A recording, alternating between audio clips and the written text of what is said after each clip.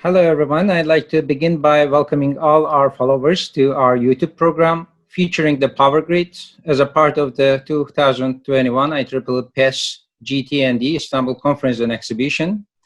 We'll be sharing a comprehensive set of videos with you in which we will discussing the future of the energy sector on a different perspective with distinguished guests from both the field and the academia.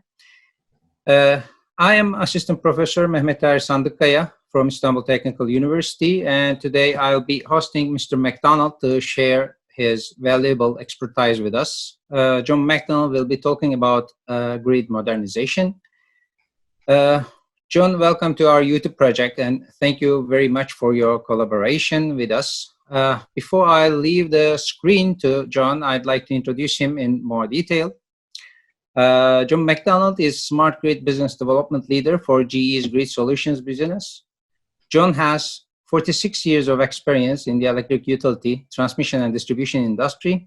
He received his BS and Master of Science in Electrical Engineering degrees from Purdue University and an MBA degree from the University of California, Berkeley. John is a Life Fellow of IEEE, SIGRE Distinguished Member, past President of IEEE Power and Engineering Society, VP for Technical Activities for the U.S. National Committee of SIGRE, and past Chair of the IEEE PES Substations Committee. John received many awards, including IEEE Millennium Medal, the IEEE Power and Energy Society Excellence in Power Distribution Engineering Award, Outstanding Electrical and Computer Engineer Award from Purdue University, and many more. John has published 150 papers and articles, co-authored 5 books, and he has one United States patent. John teaches a Smart Grid course at GATEC, a Smart Grid course for GE, and Smart Grid courses for various IEEE PES local chapters as an IEEE PES Distinguished Lecturer. And now we are happy to have Mr. McDonald with us today. I would like to say welcome once again and leave the screen to him for his remarks on the topic of grid modernization. Welcome. Thank you, Mehmet. Appreciate the opportunity to participate. Thanks. I would like to start with some introductory question. I would like to learn at first place, could you please explain us why do we need grid modernization? We know that it works for decades. Why do we necessitate modernization today? Well, the grid, it does work, but for many, many years, the primary investment in the grid was mostly in generation and transmission. Those parts of the grid really had the most investment. Distribution really has not been invested in. And the other thing is, you know, if you look at, if we compare the communications industry and the progress, say, in the last 100 years versus the grid, we just haven't progressed with respect to new technology, implementing new technology as much as, say, communications. You look at smartphones versus where we are, you know, with the grid today. So there's many benefits that we can gain from investment in the grid modernization. And in fact, the strongest business cases today are on the distribution side of the grid. We find that for every dollar we invest in optimizing the distribution part of the grid, we get $5 to $6 back. So it's a very strong business case. There's many, many benefits. One of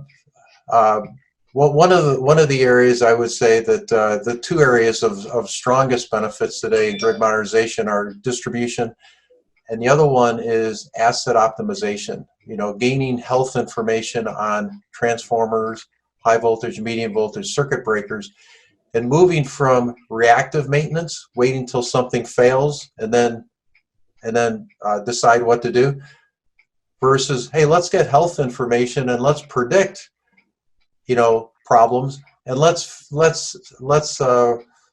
address those before we have a failure, you know. So So there's a lot of work today on grid modernization with respect to what we call remote monitoring and diagnostics, or asset performance management. I see. To sum it up, could we say that it is mostly for safety concerns and reduced costs, I think. I believe you previously defined a set of technological advancements that are crucial for the application of grid modernization. And most of the time you use your own words, next generation grid. Could you tell us about these advancements? Well, I would say a couple advancements. I give a talk called Grid Modernization, Technological Advancements Beyond Smart Grid. In other words, looking to the future beyond what we're doing today. We're teaching university students, and we're teaching young professionals, think of the big picture and think of what we call a holistic solution. That means holistic means enterprise-wide at the electric utility, and a solution is a set of technology components integrated together to successfully interoperate to meet the business needs of the utility. So instead of the microprocessor-based relay by itself, that relay has two-way communications. It could be a node in a bigger network, and can be like a substation automation system, right? It can be much more. The holistic solution actually has more benefits to the customer than just the component, the device itself. So that's one of the biggest, I would say, differences today, trends, is teaching engineers to think of the big picture. Okay, we have Georgia Tech, we have a program called Systems Engineering, where we teach students, think of the whole system, not just the component. Second thing would be, and we've learned this from experiences, the higher the penetration of distributed generation, the more volatility is introduced on the grid because of the intermittency, okay? And when we look at voltage spikes, because of the sun going behind the clouds and then coming out again, and all of a sudden all these rooftop solar panels begin generating, think of all the controllers we use on the grid. They're all mechanical, okay? And they aren't designed for the volatility that we're experiencing today.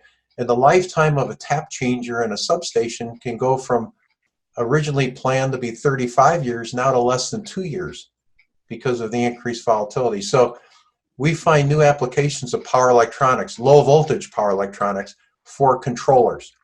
Things like power electronic based tap changers, smart inverters, and a new family of devices we're using called low voltage network dynamic grid edge controllers. And I would say the third thing would be much more focus on data.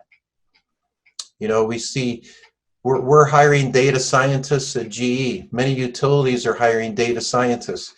And the more the data scientists learn about the power system, the more they see innovation that they can apply from a data science point of view to the grid.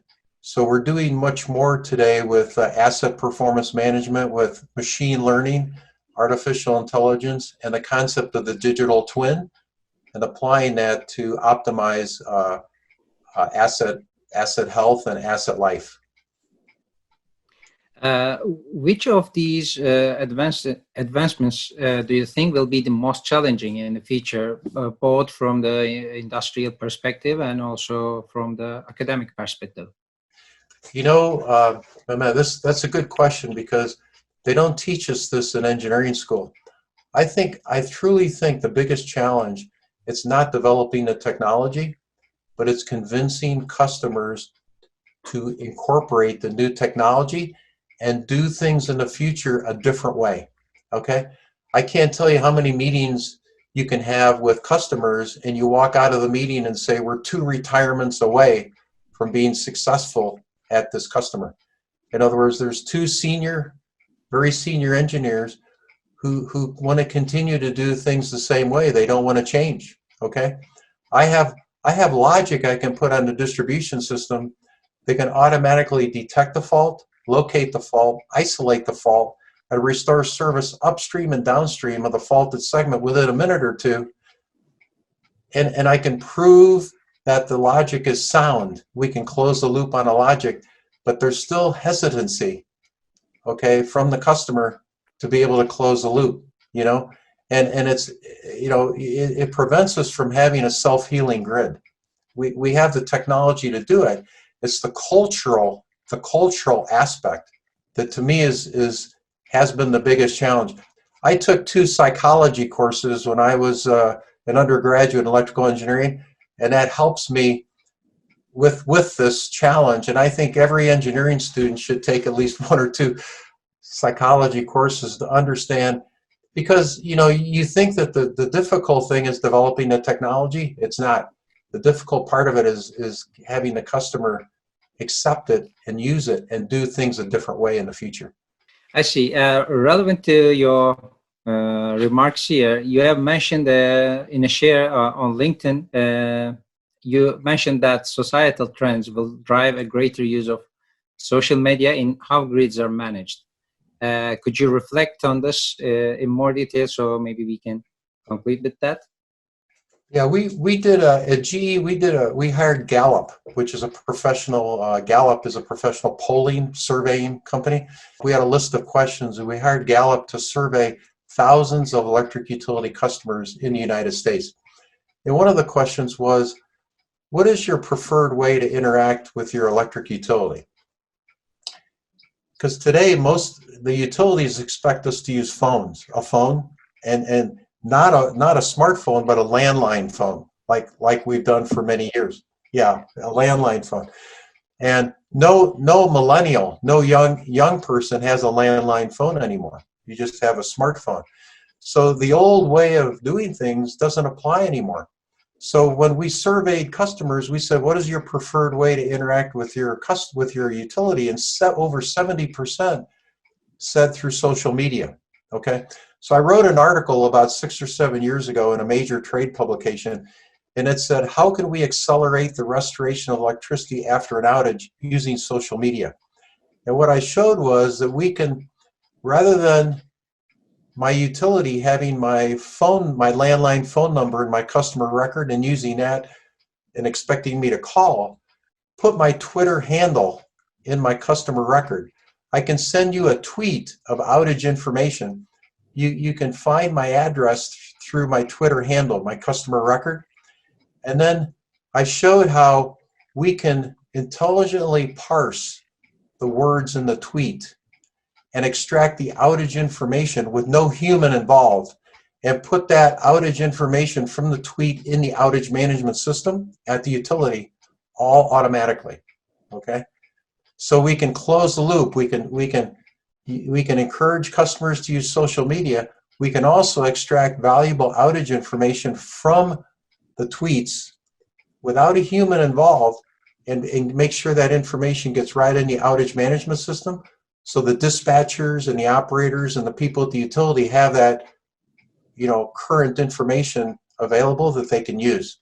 And that's my point. That's why I wrote the article. I was trying to convince the industry, let's use social media to a greater extent and use intelligence to parse keyword search through the tweet and extract the important information, then automatically put it into the right systems at the utility. I see. Actually, we will have a whole new session to discuss data management in the grids. Right. So actually, I would like to conclude our conversation here. Just before that, I would like to ask you for your last comments, if there is any. What I see is one of the biggest trends today, and this is a good segment to the next module, is data. And we just finished a book a couple of years ago called Big Data Application in Power Systems. So a bunch of us took the field of big data, but we applied it specifically to power. And I wrote the first chapter of the book called A Holistic Approach to Becoming a Data-Driven Utility. And to me, grid modernization really should focus on data and using data, new analytics, and then flexible dashboards and artificial intelligence machine learning. It's truly a digital transformation journey that utilities are on, from a digitized substation to a fully digitized grid with much greater connectivity, being driven by data and analytics, and making better decisions in a more timely fashion. To me, that's the future, and that's what's exciting about our industry. That we're being very innovative, and we have a lot of potential for the future, and that's what's fun. The journey to digital transformation to me is very exciting. Thank you, John, for this informative discussion. We look forward to seeing you at the 2021 IEEE PES GT&D Istanbul Conference and Exhibition this year.